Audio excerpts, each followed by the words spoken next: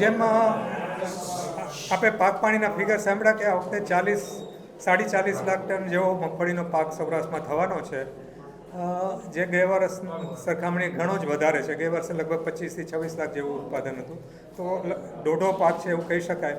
તો એ મગફળીના નિકાલ યોગ્ય રીતે થઈ જાય અને ખેડૂતોને મગફળીના ભાવ સારા આવે કે જેને કારણે મગફળી વાવવા માટે એમનો ઉત્સાહ બરકરાર રહે, એટલા માટે શિંગદાણા અને મગફળીના તેલ, શિંગ તેલનો વપરાશ વધે એવા પ્રયત્ન કરવા જોઈએ કે જેનાથી આ માલનો યોગ્ય રીતે નિકાલ થઈ જાય.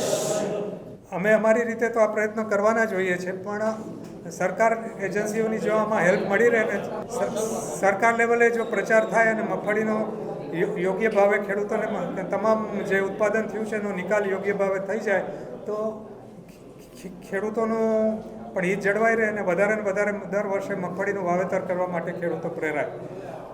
તમને બધાને ખબર જ હશે કે આપણો દેશ આપણી જે ખાદ્ય તેલની કુલ જરૂરિયાત છે એનું 65% જેટલું ખાદ્ય તેલ આપણે આયાત કરવું પડે છે. મસ્ટર્ડ એટલે કે જે રાઈ, સરસવ અને મગફળી એ બે સ્વદેશી તેલીબિયા એવા છે કે જેમાં તેલની માત્રા વધારે છે. એટલે આપણી જો ખાદ્ય તેલની જે આપણી શોર્ટેજ છે ભાંગવી હોય કે આપણી ભૂખ ભાંગવી હોય તો મગફળી અને મસ્ટર્ડ સીડને વધારે પ્રોત્સાહન આપવું એ જરૂરી છે. તો એ કારણસર મગફળીનો શિંગદાણા અને મગફળીના તેલનો વપરાશ વધે એ માટે અમે સરકાર તરફથી પણ થોડા સહકારની અપેક્ષા રાખીએ છીએ. એટલે એક્સપોર્ટમાં તો શું છે કે એક્સપોર્ટની માર્કેટ તો શિંગદાણાની આપણે ત્યાંથી છે જ ને. આપણા શિંગદાણાની દર વર્ષે સારી એવી ક્વોન્ટિટીમાં એક્સપોર્ટ થાય છે અને છેલ્લા 2 વર્ષના હિસાબથી શિંગતેલની પણ નિકાસ થાય છે. પણ તેલની તો હું વાત નથી કરતો, પણ જે શિંગદાણાની નિકાસ થાય છે એના ઉપર સરકાર તરફથી કોઈ કેન્દ્ર સરકાર તરફથી પ્રોત્સાહન મળતું નથી.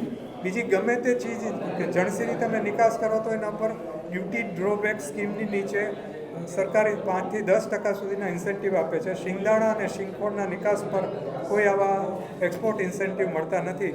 તો એ ઇન્સેન્ટિવ મળે એના માટે અમે રજૂઆત કરતા આવ્યા છીએ ને હવે વધારે ઉગ્રતાથી એ રજૂઆત કરવાના છીએ. ભાવાંતર યોજના શું છે હું તમને સમજાવું. એકચ્યુઅલી મધ્યપ્રદેશમાં થોડા વર્ષ પહેલાં એનું ઇમ્પ્લિમેન્ટેશન થયું હતું કે અત્યારે શું છે કે આપણે સરકાર ખેડૂતોની મિનિમમ સપોર્ટ પ્રાઇસ એટલે કે જે ટેકાના ભાવ એ નક્કી કરે છે ને ટેકાના ભાવથી ખુલ્લી બજારમાં ભાવ જો નીચા જાય તો ગવર્મેન્ટ એજન્સી એમાં ઇન્ટરવીન કરે છે અને ટેકાના ભાવે ખેડૂતો પાસેથી માલ ખરીદી કરે છે.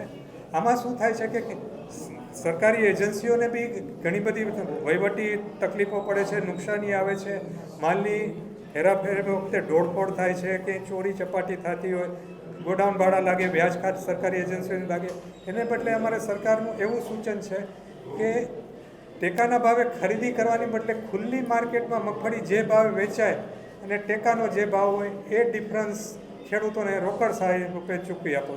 ધારો કે 1356 રૂપિયા 20 કિલોનો ટેકાનો ભાવ છે અને બજારમાં 112 રૂપિયામાં એક મગફળી વેચાણી, તો જે ડિફરન્સનું 156 રૂપિયા છે એ સીધા ખેડૂતોની આટલી મગફળી હતી તો એ ડિફરન્સનો રકમ ખેડૂતોના ખાતામાં ઓટોમેટિક જમા કરાવી નાખો. તો એનાથી શું ફાયદો થાય કે ખેડૂતોને એની નિપજના પૂરેપૂરા ભાવ મળી જાય અને જેટલું નીચું વેચાય એટલું એને કેશ રોકડ સહાય મળી જાય છે.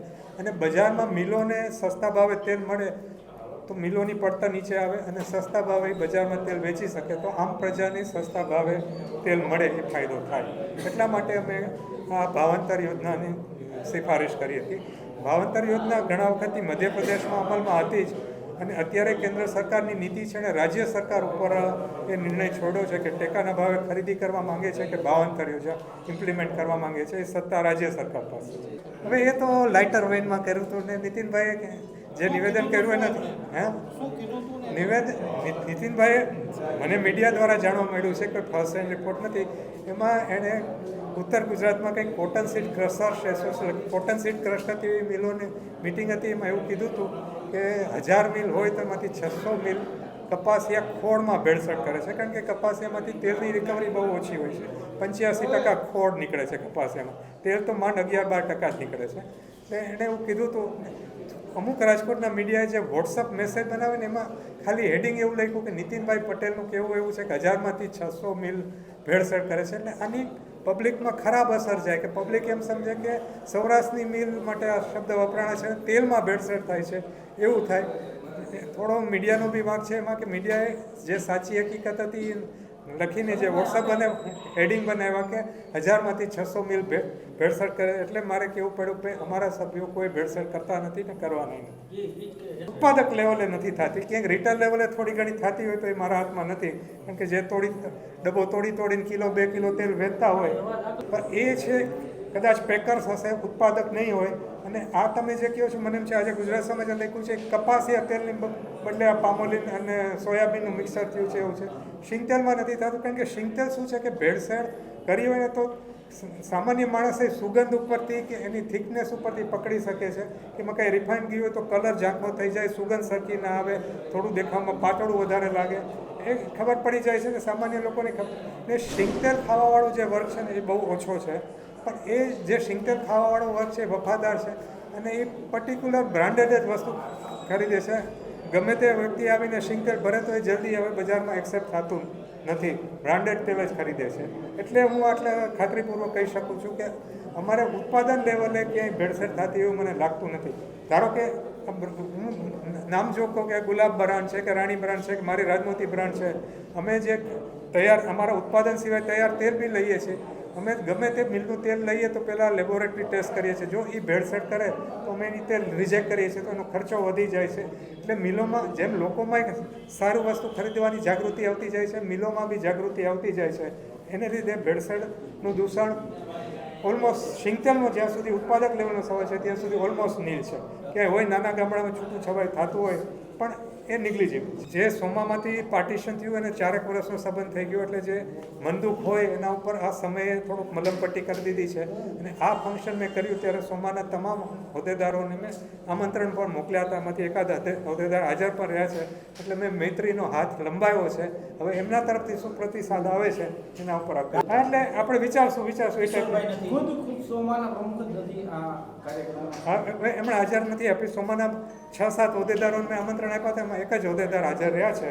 પણ જે મેં ફોનમાં વાત કરી એના ઉપરથી એ લોકોનું પ્રતિભાવ મને ઘણો પોઝિટિવ લાગ્યો. ના, સાથે નથી એવું નથી. હવે કંઈક ને કંઈક કારણ, કોઈને સગાઈમાં જવાનું આવ્યું, કોઈને કંઈક બીજા પ્રસંગમાં જવાનું આવ્યું, એવું કંઈક કહ્યું છે.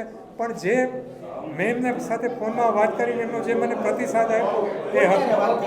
મેં બધા જ હોદ્દેદારો સાથે વાત કરી, બધા જ હોદ્દેદારો સાથે.